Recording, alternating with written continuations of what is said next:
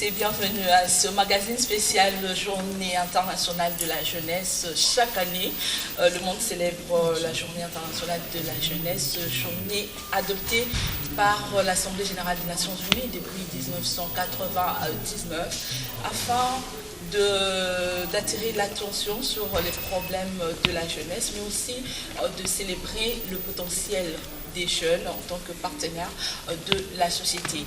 Alors sur ce plateau, nous sommes avec des jeunes qui vont parler de leurs problèmes, notamment de problèmes liés à leur santé sexuelle et reproductive. Et sur ce plateau, je ne suis pas seule. Je suis avec Julie Sefo, que vous allez très bien reconnaître, ma consoeur de B1, et c'est avec elle que nous allons conduire cette émission. Bonjour Julie. Bonjour Bibiche.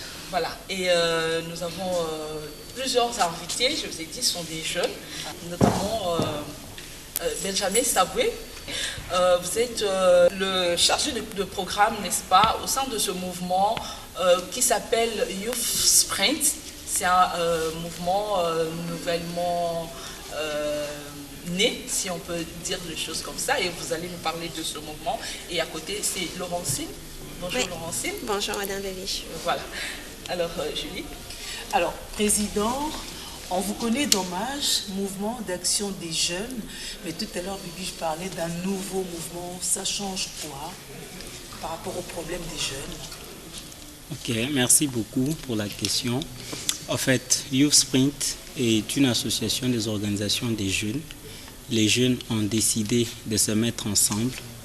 Les jeunes qui travaillent dans la promotion de droits sexuels et reproductifs ont décidé de synergiser leurs efforts pour amplifier l'impact des actions que nous sommes en train de mener en faveur des jeunes. C'est pour ça que nous avons créé ce mouvement, pour que d'un seul homme, on puisse faire avancer l'agenda. Alors, nous avons dit à l'introduction de cette émission que la journée du 12 août est célébrée justement pour attirer l'attention sur les problèmes des jeunes. Alors, quels sont ces problèmes identifiés par vous-même les jeunes? Parce que les adultes, n'est-ce pas, Julie, peuvent parler des problèmes des jeunes, mais on ne saura jamais très bien identifier ces problèmes si les jeunes eux-mêmes ne parlent pas de leurs problèmes. Alors, c'est quoi ce problème des jeunes que vous avez identifié? Encore une fois, merci pour la question. En fait, c'est même l'origine de la création du Youth Sprint. La création du Youth Sprint s'est faite sur base d'un constat qui fait état d'une inaccessibilité des jeunes aux services de santé sexuelle reproductive et aux informations fiables. Le constat qui fait état de lois restrictives en matière de santé sexuelle et reproductive, d'une communication biaisée autour des questions de santé sexuelle et reproductive, laquelle mauvaise communication entraîne qu'il y a de tabous, des mythes et des rumeurs qui se sont construits autour de cette question. Il y a aussi la faible allocation de ressources pour ce secteur de la santé de la reproduction.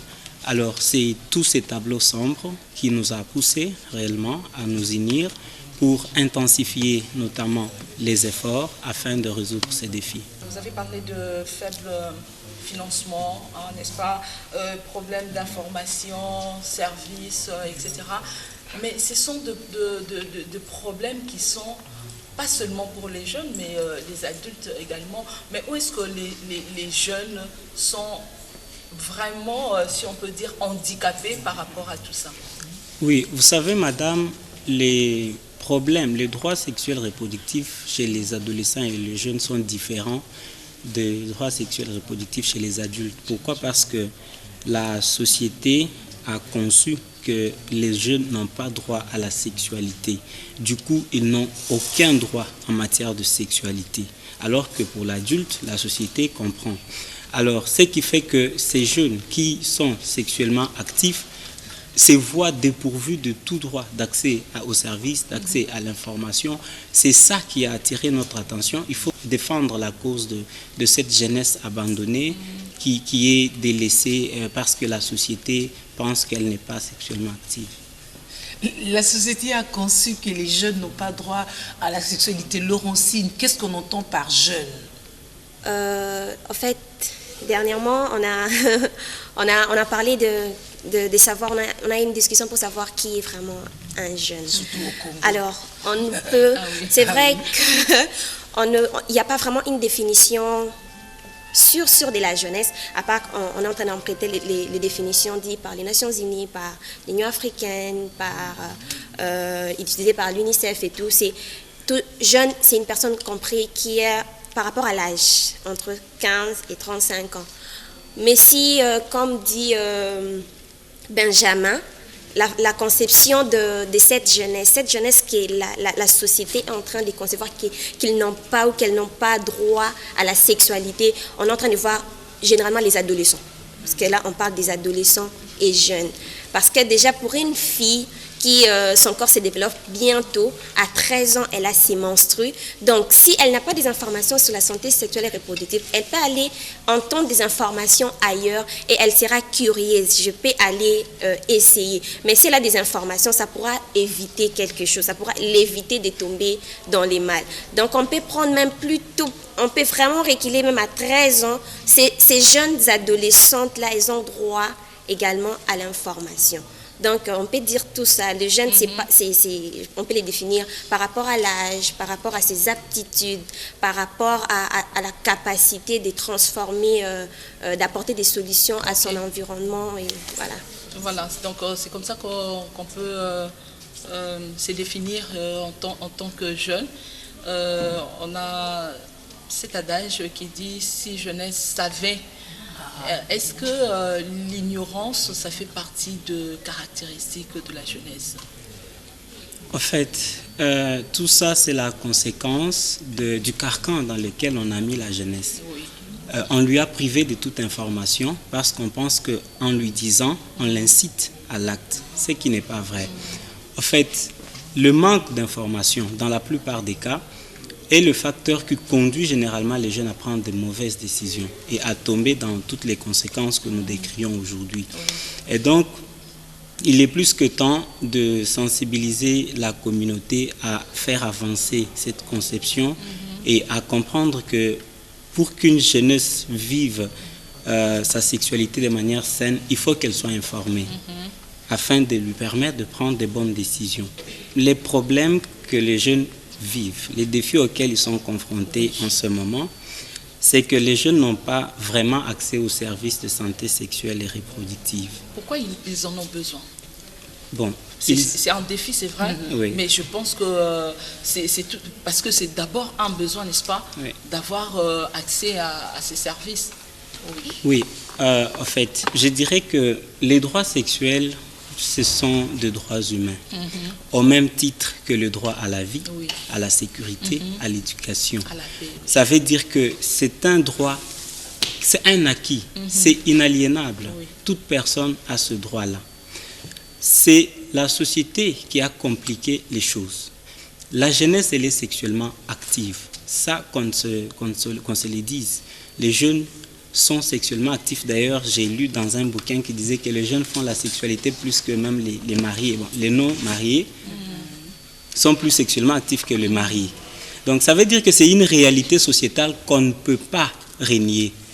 Donc, il nous suffit juste de regarder la réalité en face et nous dire que voilà, nous avons longtemps considéré cette jeunesse comme étant sexuellement inactive et comme n'ayant pas besoin de l'information sur la sexualité. Maintenant, face aux problèmes auxquels nous sommes confrontés, nous avons des problèmes de grossesse non désirée, surtout chez les adolescentes.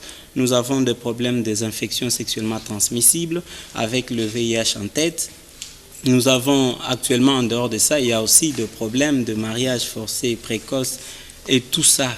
Ça fait que nous devrions réfléchir sur comment changer la façon de voir la jeunesse afin de lui permettre de s'épanouir. Donc, aucun développement n'est possible si on met de côté les questions de santé sexuelle et reproductive. Parce que pour développer ces compétences, il faut soit aller à l'école, finir l'école, travailler, entreprendre. Mais si on n'est pas en bonne santé, on ne peut pas aller à l'école, on ne peut pas travailler, on ne peut pas entreprendre. Du coup, on ne peut pas développer les compétences. Une adolescente qui attrape une grossesse à l'école primaire ou secondaire pensez-vous qu'elle sera vraiment l'avenir de demain? Peut-être qu'elle va abandonner l'école, peut-être tout simplement parce qu'on ne lui a pas informé. On ne lui a pas informé. Pourquoi? Parce qu'on pense qu'elle n'a pas droit. Elle est jeune. Ben oui. Alors, c'est vrai, on a des comportements conservateurs qui vont peut-être pas dans le sens de promouvoir justement la santé sexuelle et reproductive des jeunes, parce que il y a une certaine mentalité, j'allais dire un idéal qui est ancré dans les gens, qui voudrait par exemple que les jeunes filles attendent jusqu'au mariage avant de devenir sexuellement actives. Est-ce que cette pensée-là, bon, elle paraît archaïque, c'est vrai, mais elle n'est plus d'actualité, on ne doit plus voir les choses comme ça. Comment est-ce que vous-même vous percevez cette réalité? Je ne pourrais pas dire que c'est une pensée archaïque. On peut dire que c'est l'idéal. C'est l'idéal. Mais nous, en fait, lorsqu'on dit qu'il y a besoin de disponibiliser les services parce qu'il y a un problème, bon, une fille doit se conserver jusqu'au mariage, c'est l'idéal. Mais on dit lorsque la jeunesse, c'est une période de turbulence. Donc la jeune, l'adolescente en grandissant, la société, bien sûr, nous sommes maintenant ouverts. La société n'est plus celle qu'elle était avant. La société, elle n'est plus fermée, elle n'est plus enclavée. Le monde est tellement ouvert, il y a maintenant l'Internet, il y a Facebook, il y a tout ce que vous voulez. Et les enfants ou cette nouvelle génération est tellement développée et on s'adapte facilement à cette nouvelle technologie. Et là, tu es face à tout. Tu es face au monde. Oui. Tu es face au monde et exposé là, à toutes sortes voilà, les jeunes sont, d'informations. voilà, les jeunes sont exposés. Alors maintenant là, il ne faudrait pas rester vraiment figé à nos anciennes coutumes ou cultures, comme on savait. Non, voilà, une fille à cet âge, on ne peut rien lui dire, on ne peut pas lui donner ces informations parce qu'elle n'est pas encore en âge. Qu'est-ce qu'elle va en faire? Elle va aller apprendre à l'extérieur et puis elle va aller essayer ou faire de n'importe quoi parce qu'on ne l'a pas prévenue, parce qu'elle n'a aucune information. Donc ça, c'est déjà, on est en train on peut dire qu'on est en train de suivre un peu l'évolution, la mondialisation, et on essaye de mettre des barrières ou des garde-fous, si on peut dire, pour ne pas perdre nos adolescentes, ne pas les laisser dérouter. Donc, il faudrait que les parents comprennent cela, qu'il faudrait qu'on en parle. Le meilleur endroit où un enfant pourrait avoir une éducation sexuelle, ce ne serait pas mieux à l'extérieur qu'à la maison. Donc, ce serait mieux que nos parents comprennent cela pour commencer à en parler à la maison, commencer à donner la vraie information à leurs jeunes filles et à leurs fils également. Et bien sûr que les organisations que nous faisons des sensibilisations, nous donnons également des informations. Parce qu'aujourd'hui, c'est vraiment difficile, comme j'ai dit, nos parents et tout, ils ont leur conception, ils n'arrivent pas à voir autrement les choses, c'est normal. Lorsqu'on devient vieux, ça devient difficile de s'adapter facilement à la technologie et tout. Mais nous autres qui sommes des pères, c'est comme ça qu'il y a le système des pères éducateurs jeunes pour parler à nos pères, donc à nos semblables. On va en parler facilement et le message va passer. Alors on va parler de vos organisations respectives parce que vous êtes d'abord, vous mettez ensemble des expertises, n'est-ce pas? Tout à l'heure on parlait de la sexualité, on dit que la fille normalement devrait se préserver, ce qui n'exclut pas le garçon, n'est-ce pas? Mais pendant ce temps, il y a le développement des transformations de son corps, il y a l'éducation sexuelle, à quoi elle doit être forcément confrontée, même si on voudrait la garder vierge, on voudrait la garder pisseau, n'est-ce pas? Alors vous, qu'est-ce que vous faites pour vous transmettre des informations, pour discuter comment ça fonctionne? Ok, merci beaucoup. En fait, je voudrais revenir sur une chose avant de répondre peut-être à la question. Lorsque nous parlons de droits sexuels reproductifs ou de la santé sexuelle reproductive, ça ne veut pas dire que nous rénions le fait qu'il faudrait que la jeune fille se préserve. C'est ça même que l'on veut. Mais le il y en jeune a, garçon se préserve. oui, que le jeune en général. Alors, il y en a qui ne peuvent pas se préserver. On fait quoi d'eux? On les laisse trimballer dans les infections et dans le VIH, dans les grossesses non désirées? Non. C'est comme ça qu'on veut que pour ceux-là, que des services soient disponibles pour leur permettre quand même d'accéder aux services et de maintenir leur sexualité. Pardon, qu'est-ce que vous entendez par service qui soit disponible? Ok. Les services disponibles, ça veut dire que lorsque, par exemple, le jeune a besoin d'une méthode contraceptive pour éviter une grossesse qu'on les lui accorde, ça c'est par exemple un service. Lorsque les jeunes, par mégarde, a attrapé une infection sexuellement transmissible, qu'on lui donne le traitement. Donc il y a des centres, par exemple, spécialisés qui offrent ces services. Et à la BEF, nous en avons, pour les jeunes, une clinique. Ce serait quoi l'idéal? Parce que je pense que nous avons quand même aujourd'hui dans le pays de coins, je ne sais pas, des formations sanitaires où on peut accéder à ces services, n'est-ce pas? Est-ce que le problème, c'est que ce n'est pas suffisant ou bien où se situent encore des barrières par rapport à l'accès à ces services? Oui, le problème c'est que ce n'est pas suffisant. Okay. Dire aujourd'hui que les services n'existent pas, non, c'est faux. Oui. Il y en a, mais pas à la quantité que l'on veut par rapport à la population jeune. Vous savez que notre pays a plus de la moitié de sa population est jeune. Et je crois, c'est parmi les objectifs du mouvement Youth Sprint. Okay. Parce que parmi ces objectifs, c'est d'abord de renforcer les plaidoyers à tous les niveaux pour l'accessibilité des jeunes aux services, où qu'ils soient. Il y a aussi de renforcer la mobilisation de ressources pour alimenter les activités en faveur de la jeunesse en matière de santé sexuelle et reproductive. Mais également, parmi nos objectifs, il y a l'amélioration de la communication.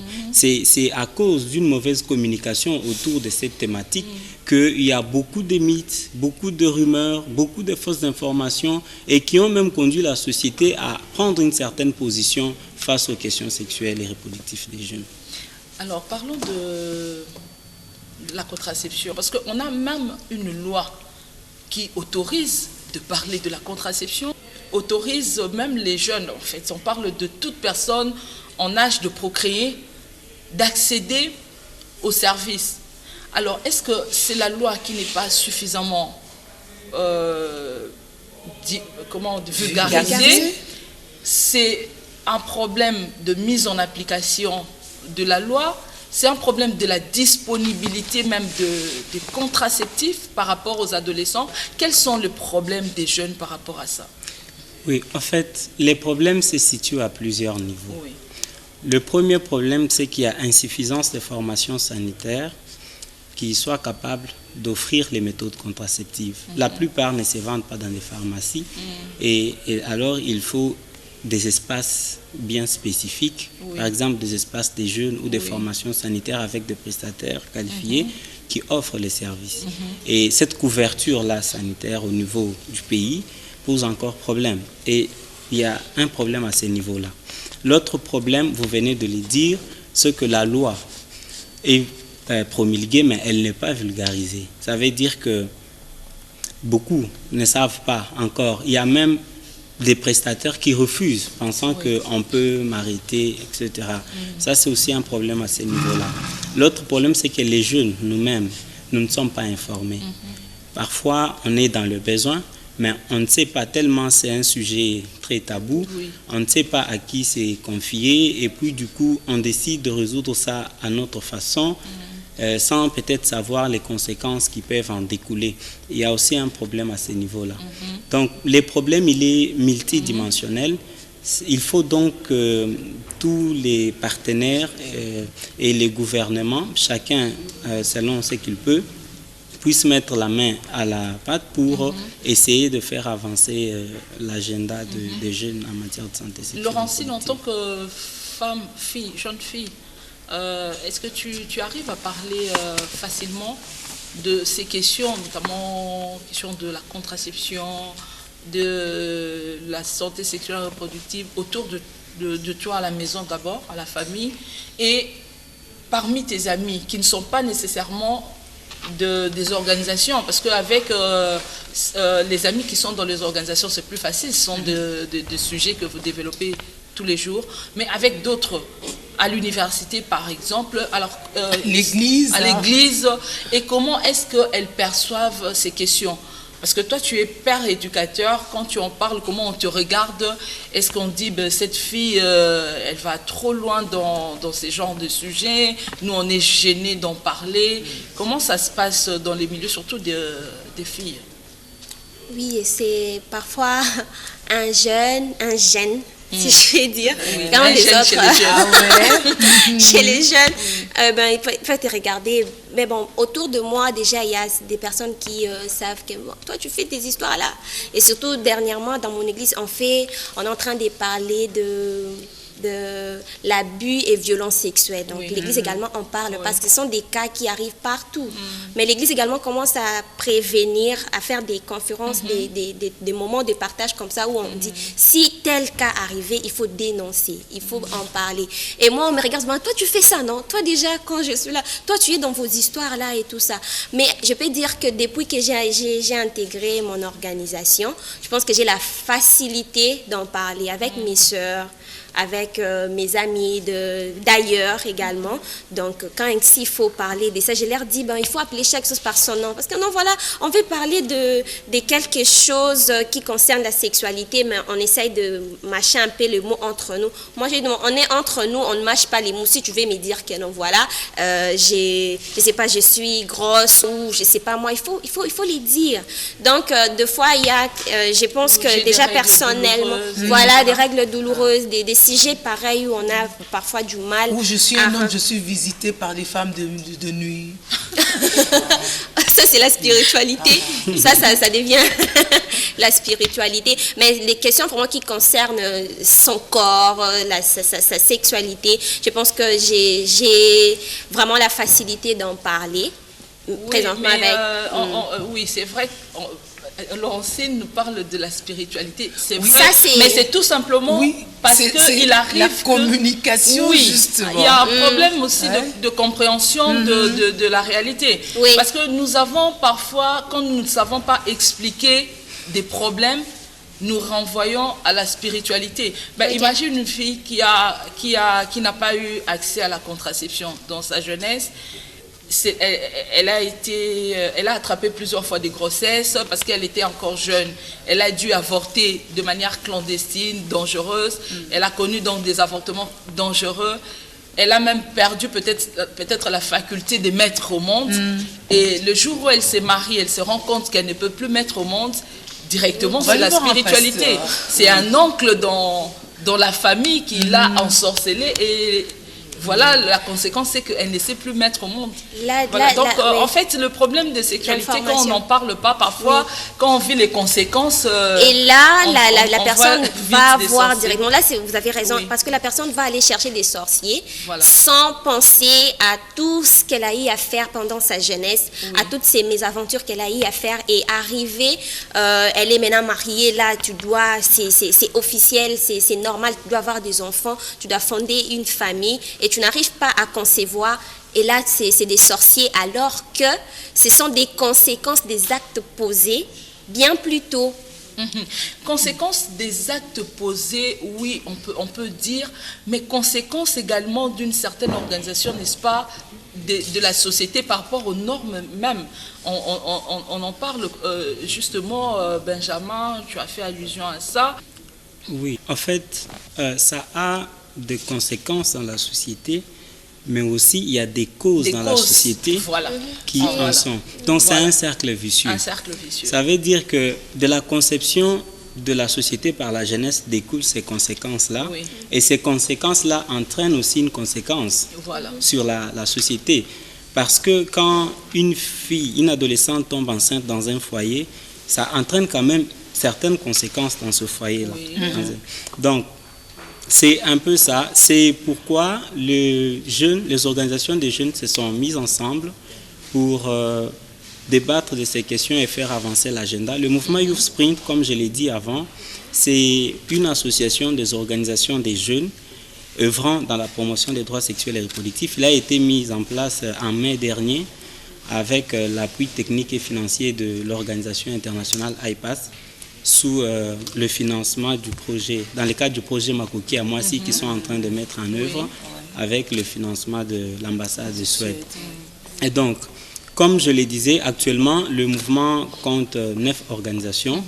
Il y a 7 qui sont basées ici à Kinshasa et 2 sont basées à l'intérieur. Il y a une Sofedi au sud Kivu et une autre Yar à Goma. Donc vous comprenez que c'est un mouvement national, ce n'est pas un mouvement de Kinshasa, c'est un mouvement national ouvert. Toutes les organisations des jeunes qui ont besoin d'adhérer et de faire partie de notre, ils n'ont qu'à formuler la demande d'adhésion et nous les intégrons. Comme je l'ai dit, les objectifs, c'est d'intensifier le plaidoyer pour l'amélioration du cadre légal congolais. Parce qu'on a une dichotomie légale qui entraîne que parfois il y a des lois qui permettent, parfois il y a des lois qui restreignent. Du coup, il faut qu'il y ait assainissement du cadre légal. Et ça, c'est le cheval de bataille de Youth Sprint. Il y a aussi un autre problème qui est même parmi les problèmes moteurs, c'est la mauvaise communication dans la communauté. D'accord. Avant d'arriver à la mauvaise communication, oui, je voudrais qu'on reste un peu dans le cadre légal. Par rapport au cadre légal. Alors, le cadre légal qui concerne quoi exactement? En fait, quand j'ai parlé de la dichotomie légale, c'est en réalité suite à la confusion qui est entretenue entre le Code pénal livre 3 et le protocole de Maputo. Parce que quand vous allez, concernant les questions d'avortement sécurisé, quand vous allez dans le Code pénal, notamment à l'article 178 et 165, quand vous allez dans le Code pénal, le Code pénal est très restrictif. Très restrictif. Il condamne même la personne qui aurait fourni une information. Alors, quand vous allez dans le protocole de Maputo, à l'article 14, vous avez quand même quelques indications, qui peuvent donner autorisation à un service d'avortement sécurisé. Lorsque la femme est violée, oui, lorsqu'il y a l'inceste, etc. Alors, lorsqu'il y a des problèmes de santé. Oui, il faut aussi reconnaître que les cadres légal, les cadres juridiques congolais évoluent quand même. Parce que avant, les protocoles, même pour le publier au journal officiel, ça a pris presque 10 ans. Et finalement, il a été publié. Et maintenant, pour le mettre en œuvre, c'était compliqué. Il fallait élaborer les normes et directives. Les normes ont été élaborées. Publier les normes, c'était un problème. Finalement, les normes ont été publiées. Maintenant, on est vraiment presque dans la phase de mise en œuvre, de domestication et de sensibilisation.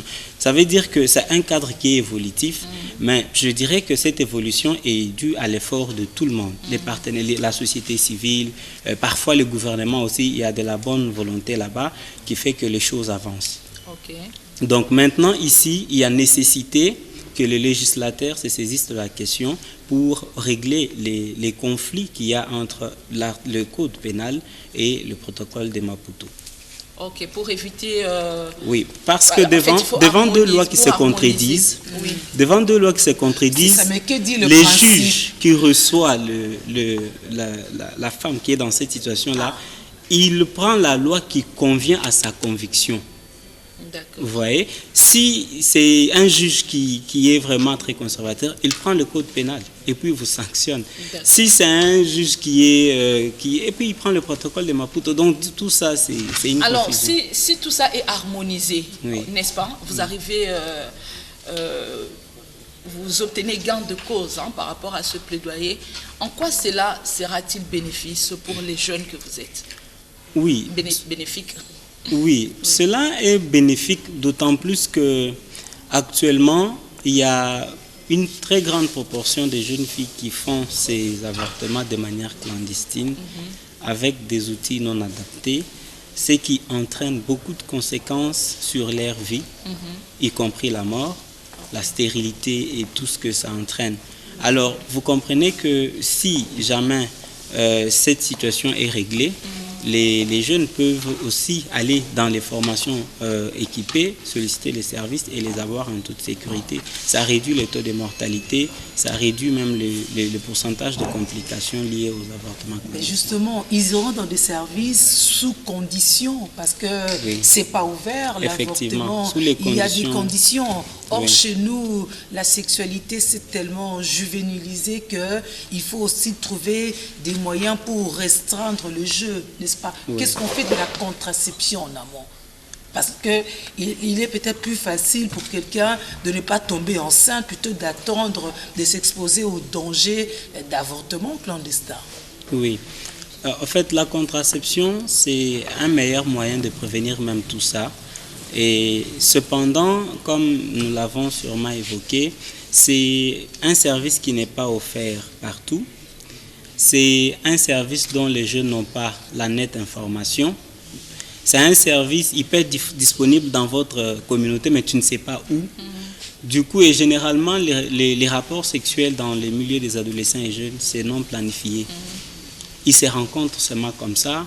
Et puis, oui, ils le font. Donc, ils n'ont même pas le temps d'aller chercher une méthode contraceptive. Donc, c'est pourquoi, en dehors de la contraception, les législateurs régionaux a pensé qu'il fallait quand même ouvrir. Mais ça, c'est pas seulement pour les jeunes, c'est pour la femme de manière générale. Parce que les gens ont normalement en fait des relations sexuelles, mais il faut bien encadrer pour responsabiliser les gens, parce qu'il y a beaucoup de problèmes autour de cet acte qui est tout à fait normal, qui est tout à fait naturel. Alors, comment comptez-vous vous y prendre dans ce mouvement, parce que vous venez des organisations différentes qui ont déjà vécu, n'est-ce pas, qui ont travaillé également, mais peut-être que vous n'avez pas, chaque organisation n'a pas obtenu à 100% les objectifs poursuivis. Vous vous mettez maintenant ensemble pour poursuivre peut-être le même objectif, mais en conjuguant les efforts ensemble.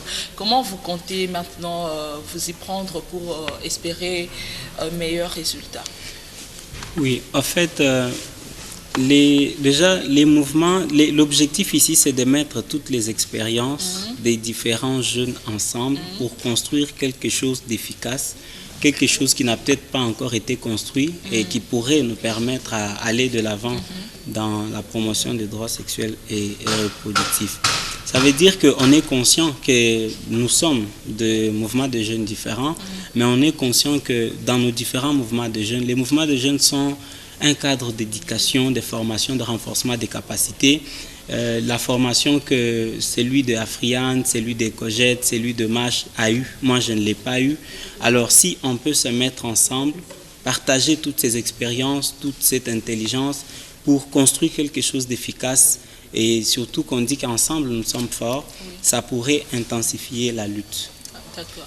Problème de communication, c'est fondamental, c'est aussi lié à notre culture, hein, quelque part, mais ce qui n'est pas strictement faux par rapport à certains faits.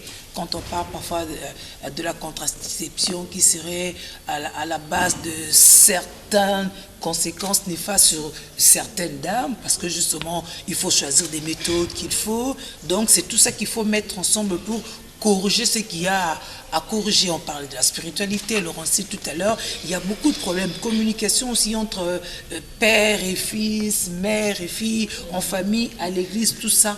Qu'est-ce qui est prévu par rapport à votre mouvement sur cet aspect de communication? Parce qu'on communique mal finalement entre nous. Ok, par rapport à la communication, vous avez épinglé quelque chose d'important, parce qu'il y a des rumeurs qui courent, voilà, les conséquences, ou je sais pas moi, lorsque tu utilises une méthode contraceptive, ça te rend stérile. En fait, c'est que... en fait, ce sont de rumeurs et ce sont des histoires qui se disent dans la société comme ça. Mais ce que nous conseillons, c'est d'aller voir une personne qui est qualifiée pour ça. Donc, il ne faut pas utiliser des méthodes comme ça par toi-même, parce que chaque organisme a son fonctionnement. Moi, ça peut aller une injection, pour moi, ça n'aura aucun effet. Et je pars chez une amie qui me dit, moi, si j'ai besoin d'une méthode contraceptive, oh, voilà, moi, j'ai utilisé telle, ça marchait. Tu lui donnes chez l'autre, ça ne marche pas, parce il y a peut-être des examens à faire, et une personne qui est qualifiée, un prestataire qui est qualifié pour ça, on va te conseiller par rapport aux examens qui sont faits selon ton organisme, et on te donne une méthode qui conviendrait et qui marcherait avec toi. Donc, des spéculations par rapport aux méthodes utilisées, c'est ce qu'ils font parfois. D'accord. Alors, donc les cibles de votre communication? Est-ce que c'est essentiellement les jeunes ou bien vous avez ciblé d'autres catégories pour vos objectifs? Nos cibles, c'est comme le mouvement l'a dit, nous sommes des jeunes, le mouvement des jeunes, nous militons pour la cause des jeunes. D'abord, c'est la jeunesse sans discrimination, ni des races, ni de quoi que ce soit, la jeunesse. Mais en même temps, comme ce sont des actions qui peuvent aussi donner des solutions au niveau des autres catégories, par exemple de femmes, donc c'est toute la communauté, mais avec un focus sur la jeunesse. Sur la jeunesse. Oui. Oui. Afin de donner des informations qu'il faut à la jeunesse. Oui, effectivement, parce qu'on a fait un constat qu'il y a une mauvaise communication qui est d'ailleurs à la base de rumeurs et de fausses informations. Et c'est comme ça qu'on s'est concerté, on s'est dit, on peut se mettre ensemble, élaborer un plan de communication vraiment sur la santé sexuelle et reproductive qui n'attaque pas forcément les rumeurs, mais qui clarifie les choses. Vous savez, les rumeurs, les fausses informations, c'est ça qui constitue aussi un frein à l'accès aux services. Comme vous venez de l'évoquer, sur les méthodes contraceptives, beaucoup ne veulent pas prendre une méthode juste parce qu'on lui aurait dit que les méthodes rendent stériles. Alors, par rapport aux méthodes contraceptives, il est indiqué qu'une méthode contraceptive soit donnée seulement par un prestataire. Parce qu'il y a des examens qu'il faut faire. Tout dépend aussi du terrain. Quand on parle de terrain, on voit l'organisme et les pathologies que la personne peut avoir. Une personne peut avoir une cardiopathie. Il y a des méthodes contraceptives qu'on ne peut pas lui donner. Vous voyez? Alors, si le profil si par lui-même, parce que la maman X a pris telle méthode, moi aussi je ne vais pas prendre, mais elle n'a pas le même terrain, l'organisme n'a pas les mêmes pathologies que la maman. Et quand elle va prendre, elle aura de complications, elle va chanter dans tous les quartiers, oh non, la méthode là fait ceci. Donc tout ça, c'est les problèmes de communication que Youth Sprint vient résoudre. Voilà. Alors, donc, les jeunes, ils sont confrontés à beaucoup de problèmes, en fait. Et si on n'arrive pas à résoudre ce problème, ça sera difficile, comme on a dit au début de cette émission, qu'on compte vraiment les jeunes comme étant des partenaires de la société et qu'on compte vraiment sur leur apport dans la promotion de la santé humaine et même dans la santé de la planète, comme le dit le thème de cette année, n'est-ce pas? Alors, quel serait votre message aujourd'hui? Youth Sprint est né. Mais les différentes organisations ne sont pas nées aujourd'hui, elles existaient déjà. Mais maintenant, quelles sont vos attentes et quel serait votre message en ces jours où nous célébrons la journée internationale de la jeunesse, où on attend des jeunes une participation on attend des innovations pour apporter le changement et vous mettez plus l'accent sur la santé sexuelle et reproductive. Voilà. Oui, merci beaucoup pour la question. En fait, j'aimerais d'abord commencer par dire que la jeunesse, c'est une force vive. Elle est un moteur de développement et une actrice de changement. Cependant, cette jeunesse n'est moteur de développement que lorsqu'elle est encadrée. Et l'encadrement de cette jeunesse est à tous les niveaux.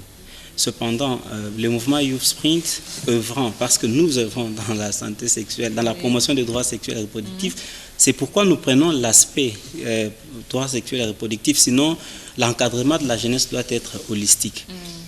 Alors, notre message ce jour, c'est d'abord d'interpeller les décideurs, les législateurs. Nous avons tout à l'heure parlé de la dichotomie légale. Donc, c'est de les interpeller à vraiment prendre à cœur les défis que rencontrent les jeunes dans différents secteurs, y compris le secteur de droits sexuels et reproductifs. Alors, nous lançons également un plaidoyer auprès de bailleurs de fonds, les partenaires qui nous suivent, s'ils peuvent appuyer le mouvement Youth Sprint dans sa noble mission de garantir aux jeunes l'accès aux services.